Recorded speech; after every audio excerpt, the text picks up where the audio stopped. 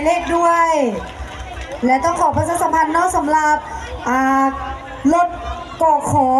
5495กข5495รถของท่านมีปัญหาอยู่ในตอนนี้น้องกรุณามาที่รถของท่านด่วนน้องกข5495นั่นเองเนาะและในตอนนี้จะกลับเข้าสู่การประกาศผลสำหรับผู้ที่ผ่านเข้ารอบ10คนสุดท้ายเพื่อที่จะเข้าสู่การตอบคำถาม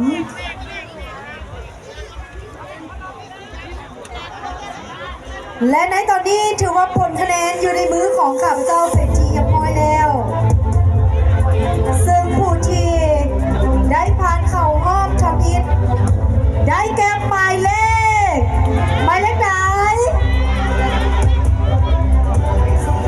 ได้แก่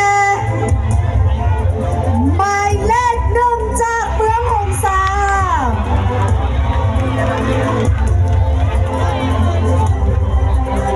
ขอแสดงความยินดียังด้วยและหมายเลขต่อไปที่ได้ผ่านเข้ารอบ10คนได้แก่หมายเลขไหนหมายเลข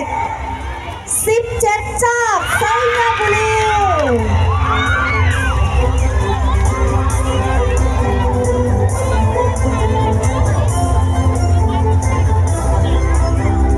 ต้องขอแจ้งมาสำหรับการประกาศของเราเมนบได้เลี้ยงต่ำคะแนนและบได้เลี้ยงต่ำเบอร์เนาะและหมายเลขต่อไปที่ได้ผ่านเข้ารอบได้แก่หมายเลข3จากเมืองเพียง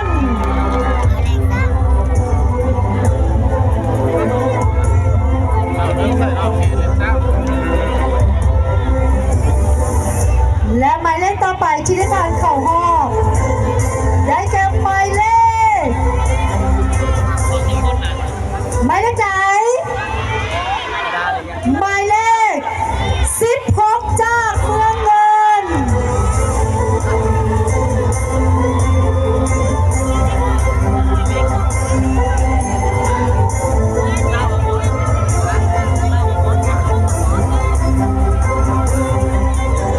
และหมายเลขต่อไปที่ได้ผ่านเข้ารอบได้แก่หมายเลข4ตัวแทนจากเมืองแก่นเทา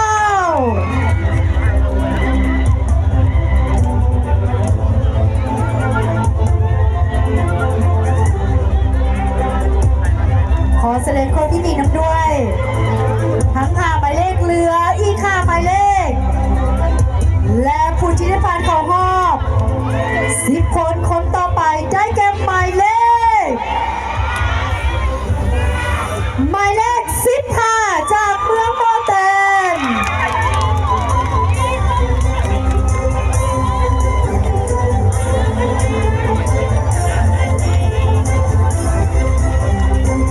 และคนต่อไปที่ได้ผ่านเข้ารอบ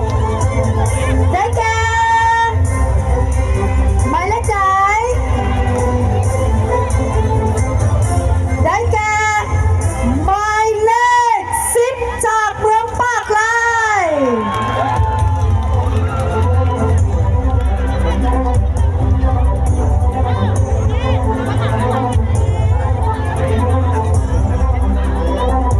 และคนที่8ที่ได้ผ่านเข้ารอบได้แก่หมายเลข6จากเมืองโมเตน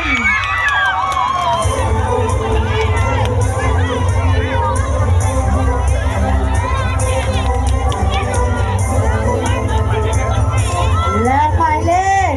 ต่อไปผ่านเข้ารอบคนที่9ได้แก่หมายเลข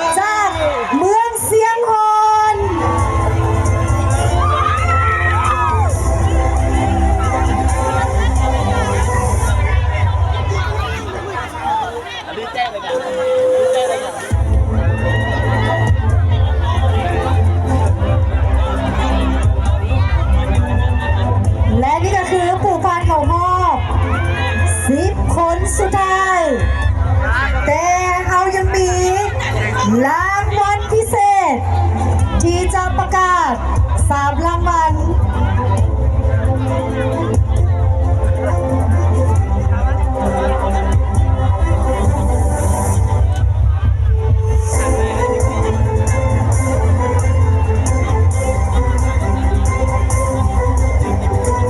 สำหรับผู้ที่ได้รับรางวัลพิเศษรางวัลนี้ก็คือรางวัลขวัญใจมวลชนจะได้รับเงิน2 ล้านกีบพร้อมด้วยสายสะพาย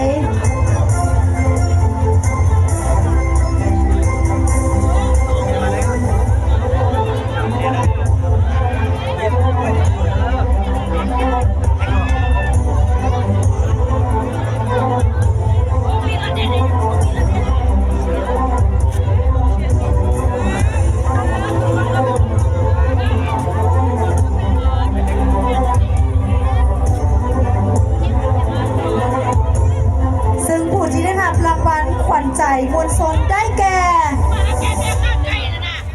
หมายเลข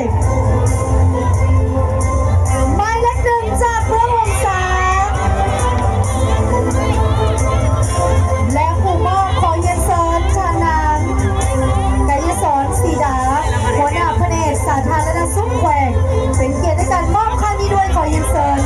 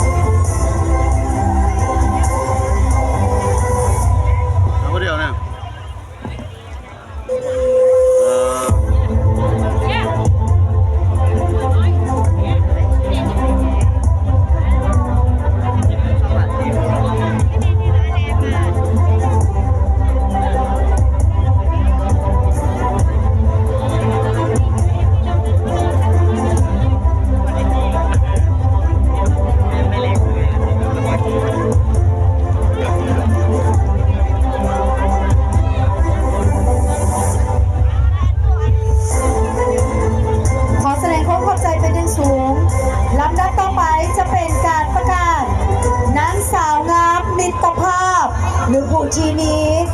สัมพันธไมตรีต่อกับผู้ครูและผู้ที่ได้รับรางวัลนางสาวมิตรภาพได้แก่หมายเลข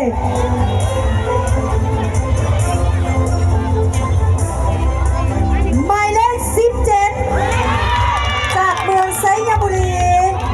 ขอเรียนเชิญทานนางกินวันขึ้นเป็นเกียรติในการมอบครั้งนี้ด้วยขอเรียนเชิญ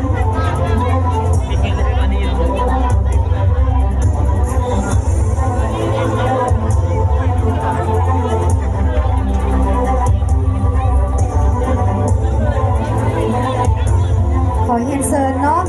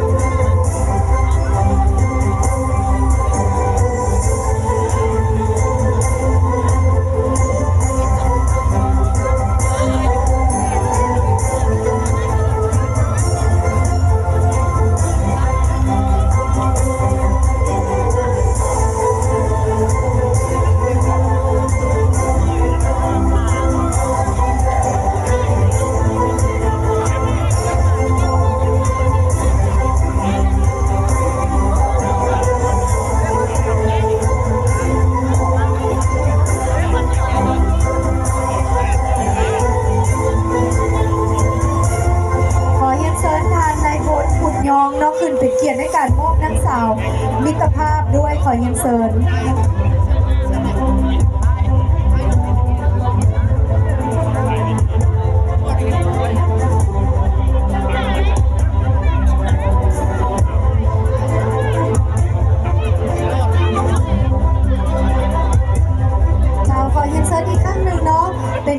อบครั้งนี้ขอเรียนเชิญในายพลบุญยองเนาะเป็นเกียรติมอบนางสาวมิตรภาพเป็นจำนวนเงิน2 ล้านกีบพร้อมด้วยสายสะพาย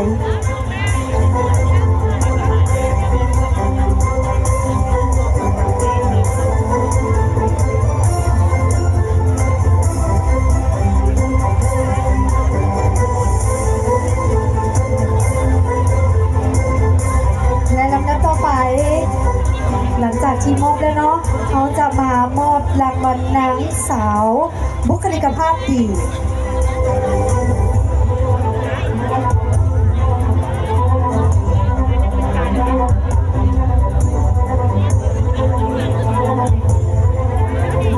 ซึ่งเป็นเกียรติในการมอบครั้งนี้โดยทานในพลบุญยงเนาะเป็นเงินจำนวน2 ล้านกีบและสายสะพาย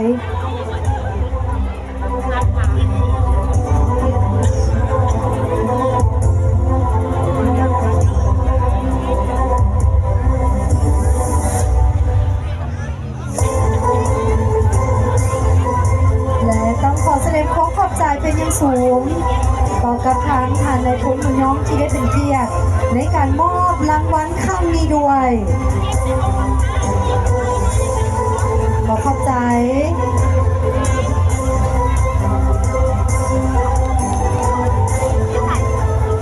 ลำดับต่อไปจะเป็นการประกาศนางสาวบุคลิกภาพดีซึ่งจะได้รับเงิน2 ล้านกีบพร้อมด้วยสายสะพาย ซึ่งผู้ที่ได้รับรางวัลนางสาวบุคลิกภาพดีได้แก่หมายเลข